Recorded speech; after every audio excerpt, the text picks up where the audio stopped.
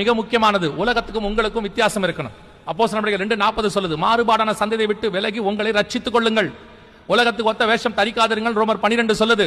வசனம் எல்லாம் தெளிவாக தான் இருக்கு, ஆனால் அந்த வசனம் எல்லாம் உங்க காதுல விழாது, உங்களுக்கு அந்த வசனம் எல்லாம் தெரியாது. அந்த வசனத்தை உங்கள் வசதியாக மறந்து விடுவீர்கள்.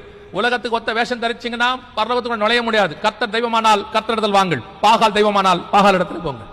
ஒன்னு உலகம், இல்லை கர்த்தர். நான் அங்கேயும் தலையை கொடுப்பேன், இங்கேயும் வாழை கொடுப்பேன், அவங்ககிட்ட போய் அநியாய வார்த்தை பேசுவேன், இங்கிட்ட போய் அந்நிய பாஷை பேசுவேன், அவங்ககிட்ட போயிட்டு வட்டிக்கு கொடுத்து வாங்குவேன், இங்க போய் நான் தசமாங்க காணிக்க கொடுத்துருவேன். இது ரெண்டு டாலி ஆயிடுனா அதெல்லாம் கிடையாது, அப்படிலாம் கிடையாது. பைபிள் அப்படிலாம் ஒண்ணுமே இல்லை.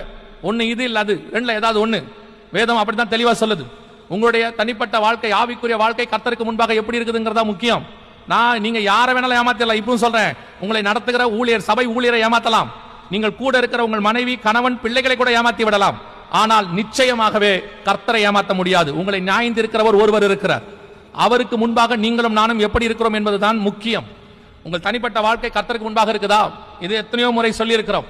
உலகத்தில் இருக்கிற சினிமாக்கார மாதிரி, உலகத்தில் இருக்கிற அரசியல்வாதி மாதிரி, அவன் ஆடுற ஆட்டம், அவன் குதிக்கிற குதி, அவன் பண்ற அரசியல், அவன் பண்ணக்கூடியதான பதவி போட்டி, இது எதுவும் சபைக்குள்ள இருக்கக்கூடாது.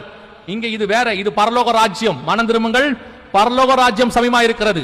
உலகத்தின் ராஜ்யத்துக்குரிய எதுவும் இங்க வரக்கூடாது.